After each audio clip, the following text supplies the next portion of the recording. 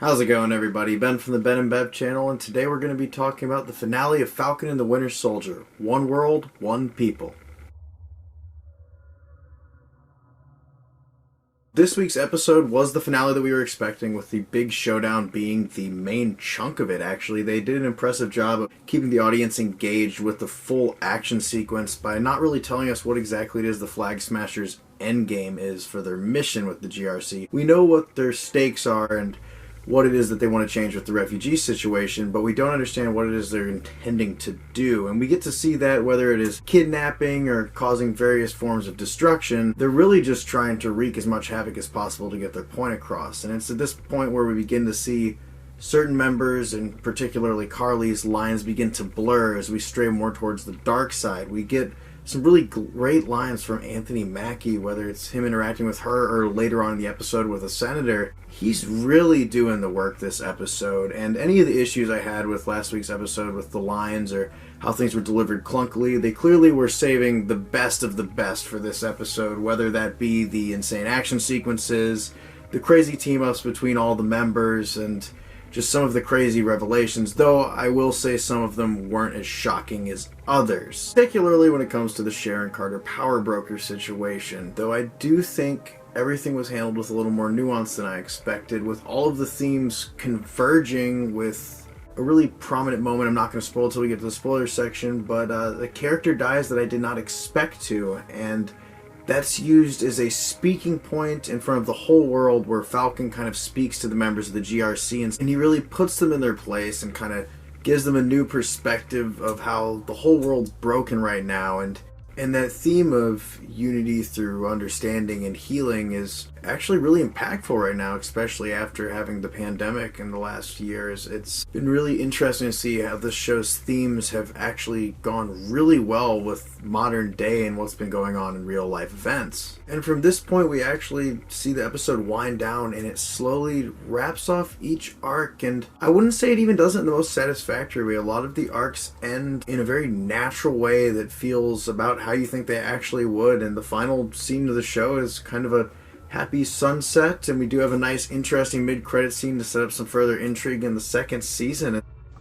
Maybe.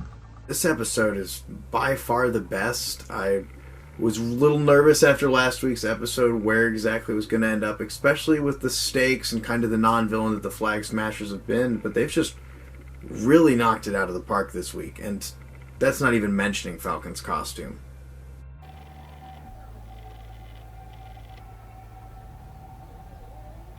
So our crazy tag team of Bucky, Falcon in his brand new red, white, and blue Falcon Captain America suit, and Sharon Carter all head into the recently held up GRC, where they're not really sure what the Flag Smashers are doing, but Falcon encounters Batroc, where they get in a crazy battle, which he ends up dipping out on, because the Flag Smashers were just using the whole setup as a diversion to basically filter everyone into emergency vehicles so they could steal them and use them all as hostages. From this point, we see different points where it's either Bucky or Falcon or Sharon interacting with various Flag Smashers, and whether that's the superpowered or the regular members, our heroes always seem to have the upper hand. So the solution to this that Karli has is to cause mass chaos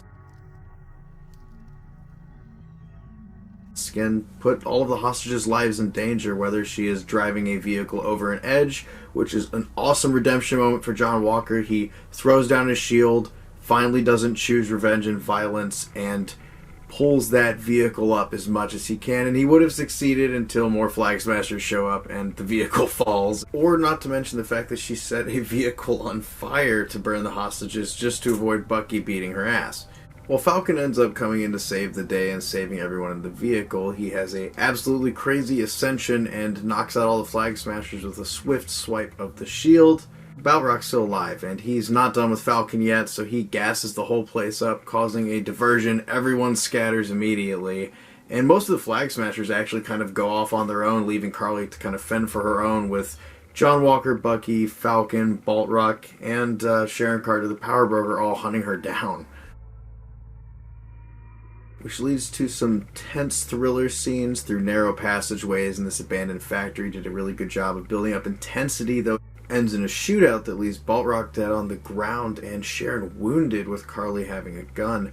Falcon shows up to try and stop everything. At this point, it switches over to the rest of the Flag Smashers wandering out of the bottom of the factory to a meetup on their phone, only to find the police, Bucky, and John Walker waiting for them. And when we switch back to our standoff, Falcon has arrived and Sharon's been knocked out of the picture, and we get that big fight scene between Karli and Falcon, and he refuses to fight back with her, and she just seems to get angrier and angrier and more bent on killing, and Falcon just seems to keep trying to talk her down, and no matter what he does, he can't believe that she is truly turning into what she is, and she ends up pointing the gun at his head and is about to pull the trigger until Sharon steps in, which really adds so well to the shade of gray that the whole series has had. Then we see a scene of Sam descending like an angel to the masses, carrying Karli's body, and he has that really tough conversation with that kind of asshole senator that's been in this series that stole the shield in the first place. And this is where Anthony Mackie really goes to work and does one hell of a Captain America speech that would make Steve Rogers proud.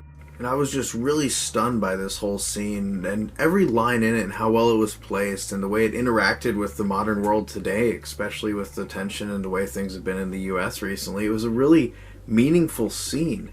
And from here we switch over and they show the Flag Smashers as they're getting loaded to go to the raft. One of the guards says, "One world, one people," blowing up the second SWAT van and sending them off using a diversion so it's reported to the media that the Flag Smashers are dead when the survivors are still out there. But thankfully, we see Zemo's butler. And at this point, we switch over to Zemo, who's hearing about the Flag Smashers' fake death and smiling in prison about it.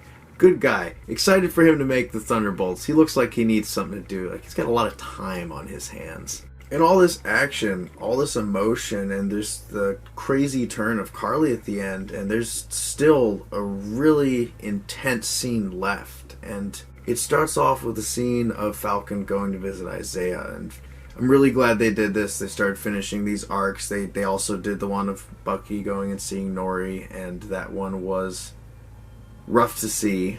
But the scene that got me the most was on that visit Falcon had with Isaiah when he said, "You guys need to come with me," and he takes Isaiah and his grandson to the Captain America Museum. And I instantly started thinking, I was like, he did not add the exhibit in the museum.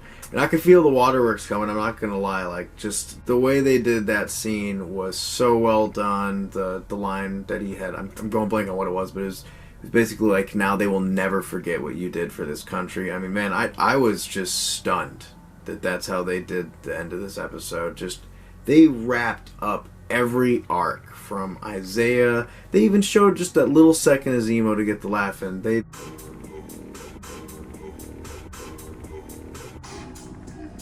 So before the series even came out, I knew I was going to like the show because I enjoyed Anthony Mackie and Sebastian Stan's portrayals of these characters so much. Upon the show actually starting and slowly getting introduced to them, it was kind of like The Mandalorian. Some episodes were definitely better than others. Some of them were more impactful.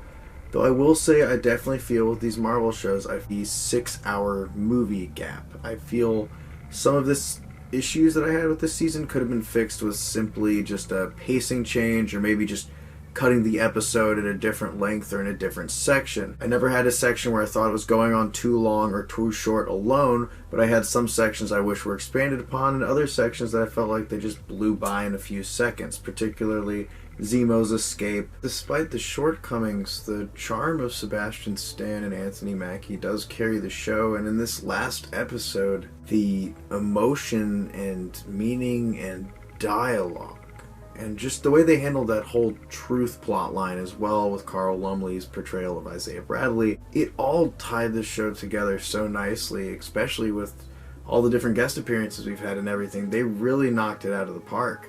And that's not an easy task to do, following up a Captain America. You know, this is the show that's following up Captain America and Chris Evans' absence. And with those massive shoes to fill, as well as the having to follow in the footsteps of WandaVision's success, I wasn't sure where this show was going to land, but I have to say that I've been pleasantly surprised, and with the way it blended with modern themes so well, I mean, I'm just stunned. And the finale really did a great job of wrapping everything together and giving us the best of the dialogue for the series, the best of the themes, as well as the best of the action.